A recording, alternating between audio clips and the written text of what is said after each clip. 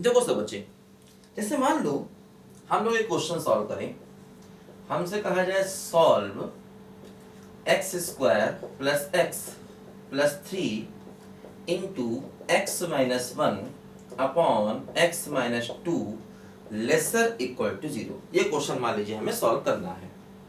ठीक, देखो ध्यान दो, ये क्वाड्रेटिक है। अब क्वाड्रेटिक के करने पड़ जाएंगे फैक्टर्स, क्योंकि बिना फैक्टर की ये क्वाड्रेटिक को नहीं सॉल्व किया जा सकता है ना। तो हमने कहा ऐसा करें, x square plus x plus three है, इसके फैक्टर्स करने की कोशिश करें, है ना। तो देखो इसके फैक्टर नहीं हो पाएंगे, मिडिल टर्म को अगर आप स्प्लिट करना चाहेंगे तो वो नहीं होगा। तो मैंने ऐसे केस में क्या बताया था, इसके फैक्टर जबरदस्ती करो।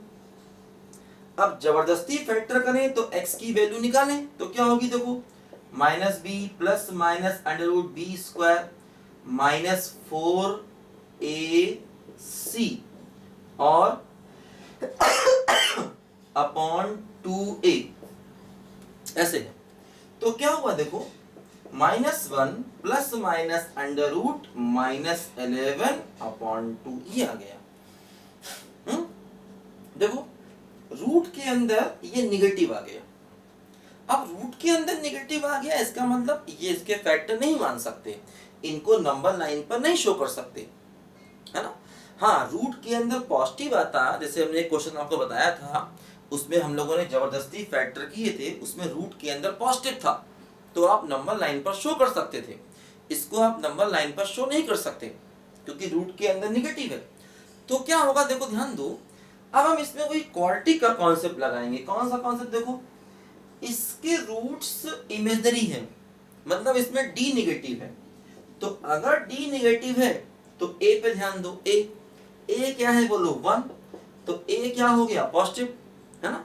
d निगेटिव है और a क्या हो गया पॉजिटिव, इसका मतलब ये जो क्वाड्रेटिक है, ये क्वाड्रेटिक ग्रेटर देन जीरो होगा, x बिलोंग्स टू r, मतलब हमेशा ये पॉजिटिव होगा, है ना। क्योंकि देखो इसमें d निगेटिव है, रूट के अंदर निगेटिव है, और a है 1, 1 का मतलब पॉजिटिव, तो a पॉजिटिव है d निगेटिव है। तो जब कभी a पॉजिटिव और d निगेटिव होगा तो मैंने बताया था उसका आंसर होगा x बिलोंग्स टू r, मतलब ये हमेशा पॉजिटिव है। देखो ध्यान दो, मतलब ये जो टर्म है, अभी आगे चल के मैं तुम्हें क्वाड्रेटिक का ग्राफ भी बताऊंगा, तो वहां पर आप ये भी समझोगे कि आखिर ऐसा क्यों होता है कि ये हमेशा पॉजिटिव हो जाता है, ये भी मैं तुमको अभी आगे चल के समझाऊंगा। देखो ध्यान दो, ये जो टर्म है ये हमेशा पॉजिटिव है, मतलब इसकी वैल्यू कभी जीरो भी नहीं होगी, है ना। ये टर्म हमेशा पॉजिटिव है, यानी इस पूरे की वैल्यू कभी भी जीरो भी नहीं होगी। तो एक्चुअली ऐसे टर्म से अगर हम इन इक्वेशन में डिवाइड कर दें तो कोई फर्क नहीं पड़ने वाला, क्योंकि हमेशा पॉजिटिव है। जो चीज हमेशा पॉजिटिव है उसको डिवाइड कर सकते हैं, है ना, और जो चीज हमेशा नेगेटिव है उसको भी डिवाइड कर सकते हैं, लेकिन इन इक्वेशन बदल देंगे, है ना। जो चीज हमेशा पॉजिटिव है उससे भी डिवाइड कर देंगे, इन इक्वेशन पर फर्क नहीं पड़ेगा। जो चीज हमेशा नेगेटिव है उससे भी डिवाइड कर देंगे, लेकिन इन इक्वेशन को बदल देंगे। हाँ, ऐसी चीजें जो कभी पॉजिटिव हो और कभी नेगेटिव हो उनको डिवाइड नहीं कर सकते, है ना। तो इसका मतलब देखो ये हुआ कि ये जो टर्म है अपना क्वाड्रेटिक वाला, इससे हम डिवाइड कर सकते हैं क्योंकि ये ऑलवेज पॉजिटिव है, इसके फैक्टर नहीं हो रहे हैं, फैक्टर हुए तो इमेजनरी हो गए। तो अगर हम इस टर्म को डिवाइड कर दें तो क्या बचेगा बोलो, x माइनस वन अपॉन क्या बचेगा बोलो, x minus two lesser equal to zero, है ना। इससे डिवाइड कर दिया तो x minus one upon x minus two lesser equal to zero बचा। अब क्या हुआ देखो, नंबर लाइन बना लेंगे, ठीक। x की एक वैल्यू 1 आ गई, दूसरी वैल्यू क्या आ गई बोलो 2 आ गई, क्या होगा बोलो पॉजिटिव, निगेटिव और पॉजिटिव, ठीक है। देखो इक्वल भी है, इक्वल होगा तो इक्वल का मतलब क्या होता है, न्यूमरेटर वाले पॉइंट पर क्या लगाते हैं, डॉट। तो न्यूमरेटर का पॉइंट क्या है बोलो 1, तो 1 पर लगाएंगे डॉट। देखो ये रहा 1 पर डॉट, है ना।